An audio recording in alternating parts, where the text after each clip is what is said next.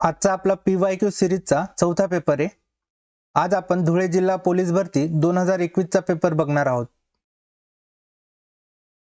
तर आपला पहिला प्रश्न आहे, आपल्याला ही कॅल्क्युलेशन करायची आहे। दोन इथे कॉमन आहे, मग आपण फक्त इकडची कॅल्क्युलेशन करू। 0.2 खाली येईल 0.02 आणि इथे येईल 0.022, इथे 2 येईल, इथे 4 येईल, इथे 2 येईल, पॉइंट नंतर 242 आहे। ऑप्शन सी आपलं उत्तर असेल। पुढचा प्रश्न आहे, एक वस्तू रुपये 2500 ला विक्री करून जर 25% नफा मिळत असेल तर वस्तूची मूळ किंमत किती? 25% नफा होतोय, याचा अर्थ 125%। 125% म्हणजे 4 पैकी 5। 5 ची किंमत प्रश्नामध्ये 2500 दिली आहे,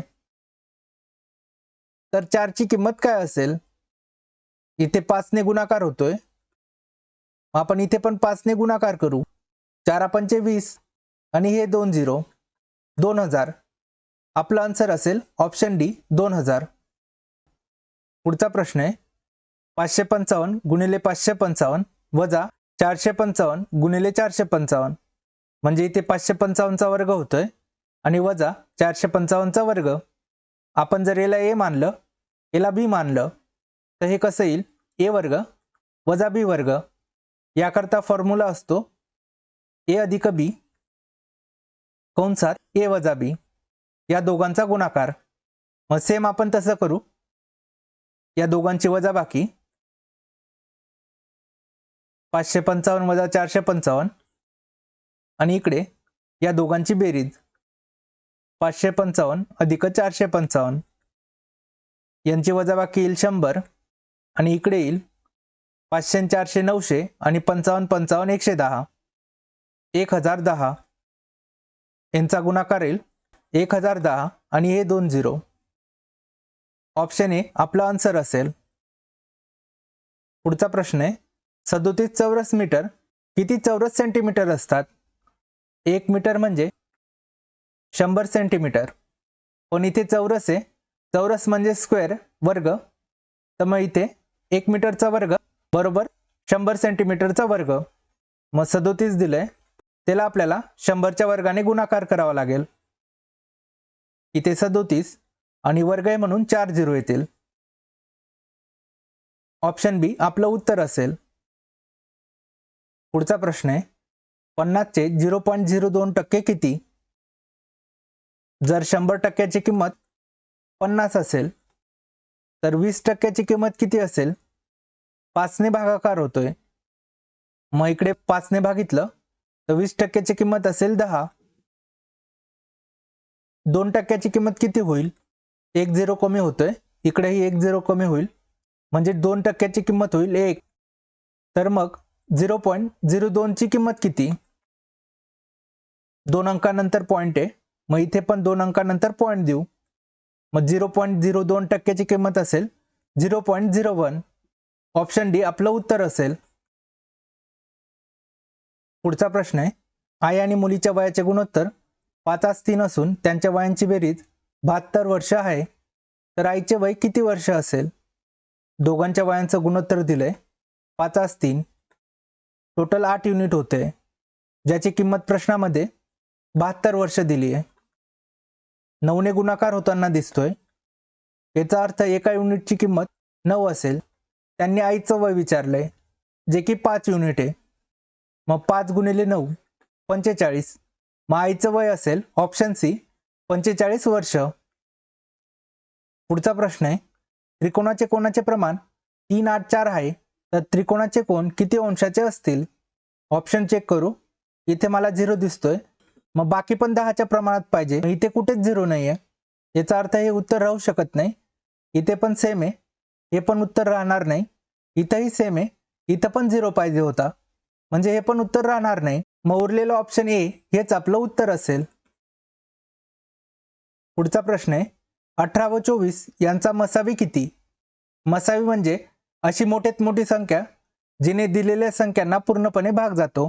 मग ऑप्शन मधूनच आपण चेक करू, इथे 6 आहे, दोघांना भाग जाईल, इथे 3 आहे, दोघांना भाग जाईल, 12 आहे, फक्त 24 ला भाग जाईल, 18 ला भाग जाणार नाही, 9ने पण फक्त 18ला भाग जाईल, 24ला भाग जाणार नाही. या दोघांपैकी 6 मोठा आहे म्हणून ऑप्शन ए उत्तर असेल.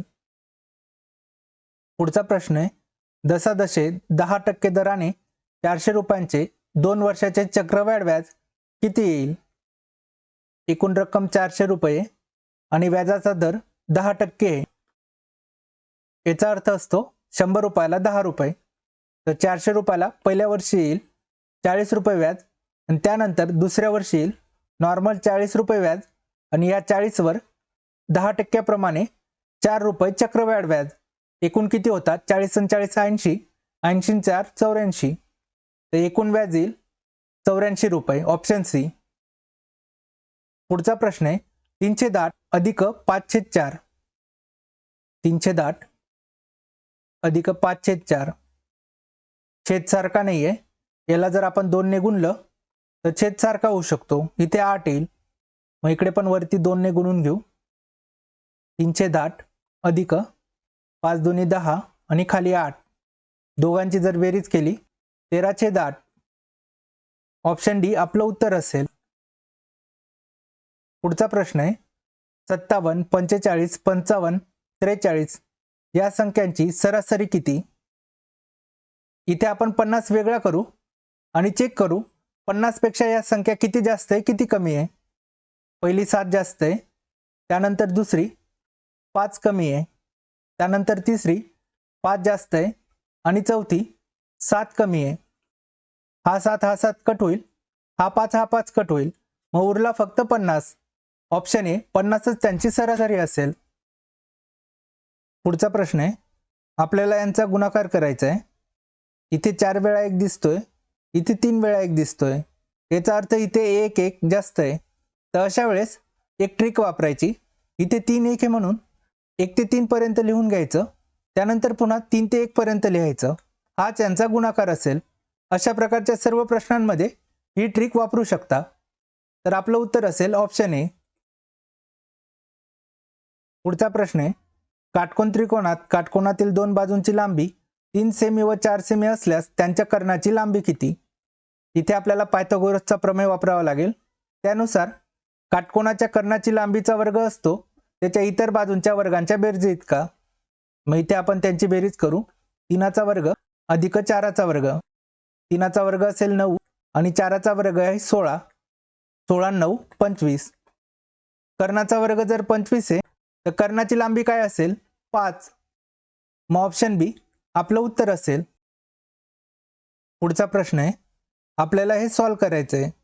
इथे मला घनमुळात 125 दिसतोय जो की 5चा घन असतो आणि खाली मला वर्गमुळात 25 दिसतोय जो की 5चा वर्ग असतो. मग 5/5 एक आन्सर येईल. ऑप्शन ए आपलं उत्तर असेल. पुढचा प्रश्न आहे, 19 नंतर 9वी समसंख्या कोणती? 19 नंतर येणारी समसंख्या असते 20 आणि त्यानंतर पुढच्या 8 समसंख्या, म्हणजे यात आपल्याला 16 ऍड करावा लागेल. 20 आणि 16 36. तर 9वी समसंख्या असेल ऑप्शन ए 36. पुढचा प्रश्न आहे, आपल्याला ही कॅल्क्युलेशन करायची आहे. इथे 0 ने गुणाकार होतोय, याचा अर्थ या सर्व व्हॅल्यू 0 होऊन जाईल. मग उरतात फक्त 14 अधिक 2. या दोघांची जर बेरीज केली तो 16 उत्तर येते, जे की कुठल्याच ऑप्शनमध्ये नाही आहे. याचा अर्थ मग उत्तर राहील ऑप्शन डी यापैकी नाही. पुढचा प्रश्न आहे, यापैकी सर्वात लहान अपूर्णांक कोणता? आपण यांना सॉल्व करून घेऊ. बेत्रिक 6 होतात, 7तनं 6 गेले 1 उरेन, खालचा 2. 5 त्रिक 15, 16तनं 15 गेले 1 उरेन, खाली 5. 6 त्रिक 18 होतात, 19 मधनं 18 गेले 1 उरेन, खाली 6 येईन.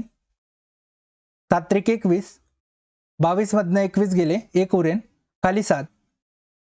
इथे 3 कॉमन आहे, आपल्याला फक्त अपूर्णांक बघायचा आहे. अपूर्णांकांमध्ये छेद जितका मोठा असतो तितकाच तो अपूर्णांक लहान असतो. तर इथे मला 7 दिसतोय, याचा अर्थ हा सर्वात लहान असेल. तर आपलं उत्तर असेल ऑप्शन डी 22/7. तर अशा प्रकारे आपण आजचे सर्व प्रश्न सॉल्व केले आहेत.